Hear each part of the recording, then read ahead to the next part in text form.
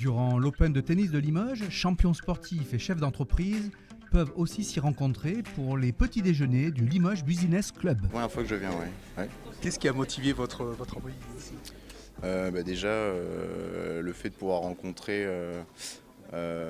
du réseau sur Limoges, et puis ça s'est fait un peu sur l'opportunité en discutant avec des relations. Le format il est parfait pour nous, c'est un début de journée, c'est relativement court, c'est convivial.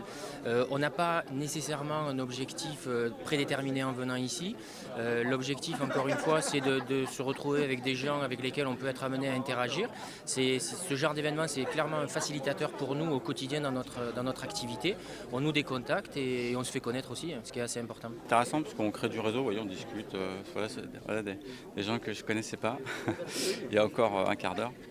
Donc c'est intéressant, on se retrouve et puis on parle un peu de nos difficultés, on partage. Avoir la tête dans le guidon, je pense que le sujet sera peut-être abordé tout à l'heure, mais il est important de sortir la tête du guidon pour effectivement faire évoluer l'entreprise, la faire connaître et améliorer la convivialité qu'on peut avoir avec d'autres partenaires. Limoges Business Club, c'est aujourd'hui, on va dire, à peu près 200 adhérents. C'est un service de la ville de Limoges. On n'a pas pour but de concurrencer les clubs d'entrepreneurs. Tout le monde peut venir au Limoges Business Club, qu'on soit artisan, chef d'entreprise d'une PME, PMI ou d'une très grosse entreprise. On a aujourd'hui tout type d'entreprise. Ça, c'est très intéressant. Et donc, un artisan peut tout à fait échanger avec un représentant d'une très grosse entreprise. Si, c'est du travail parce qu'on essaye de rencontrer un maximum de personnes, de chefs d'entreprise. Donc moi, je représente la caisse d'épargne et mon objectif, c'est déjà d'avoir une bonne visibilité pour la caisse et de pouvoir rencontrer des chefs d'entreprise et échanger avec eux sur leur métier, leur travail, leurs besoins et dans un moment convivial qui change aussi un peu de l'espace bancaire. Donc c'est un petit déjeuner tout en travaillant. On est souvent tout seul, mais il faut quand même s'entourer pour avoir des avis contraires aux siens et pour pouvoir prendre du recul par rapport à ses propres choix. Et donc c'est pour ça que des journées réseau, ça permet de s'ouvrir à d'autres opinions et à d'autres visions que la sienne. On peut se sentir seul quand on est chef d'entreprise, même si on travaille avec des équipes, car à un moment donné, le chef d'entreprise décide seul, souvent. Donc il est bon de discuter, de partager avec d'autres chefs d'entreprise, honnêtement, sur des problématiques communes. Parfois, on prend des idées et parfois, on s'entraide aussi. Mais c'est aussi la possibilité de commercer ensemble. Il y a des gens qui, suite à ce genre de réunion, vont ensuite se revoir et peut-être aussi passer des contrats, etc. Le tissu local des entreprises, c'est important qu'elles se parlent entre elles en tout cas. Justement, ça permet de le prendre, le temps, et de se dire je vais prendre une heure ou deux pour aller rencontrer mes copains et puis écouter des trucs intéressants. Limoges Business Club a invité ses adhérents à rencontrer Laurent Jalabert pour parler du coach sportif et du chef d'entreprise. J'ai fait l'apprentissage chez ONC du travail, parce que j'ai compris à ce moment-là qu'en travaillant plus, je pouvais aussi être bien meilleur.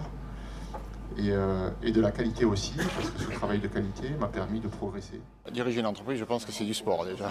C'est du sport, on a forcément une équipe autour de soi qu'il faut manager, où l'objectif est quand même d'atteindre un bon résultat, le meilleur possible, et du coup il faut savoir tirer le meilleur parti de chacun. Donc il y a des parallèles forcément entre le monde du sport et le monde de l'entreprise, avec ses spécificités chaque activité, mais quand on prend le départ, que ce soit d'une compétition ou d'une année pour une entreprise, il faut avoir un objectif, évidemment, un but à atteindre. On sait où on va, c'est toujours plus facile d'y aller, quoi. Quand on sait où on va, on commence ensuite à prendre le cheminement à l'envers et se dire maintenant on met quoi en place pour y arriver, par où je vais passer, exactement quand on va quelque part et qu'il faut prendre le bon chemin, le plus rapide, le moins encombré, le plus agréable aussi, et finalement celui qui va nous permettre d'arriver en tête. J'ai gagné beaucoup la première année, j'ai dû gagner 3 courses. J'étais souvent deuxième par contre.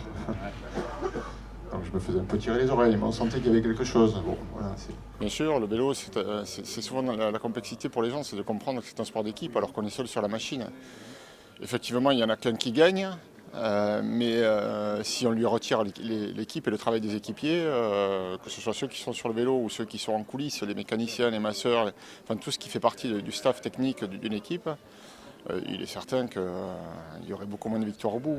Les sportifs ont cette faculté en fait d'avoir des objectifs à atteindre et ils travaillent à la fois seuls mais en équipe parce qu'ils sont coachés, ils sont suivis, accompagnés et un chef d'entreprise il fait la même chose.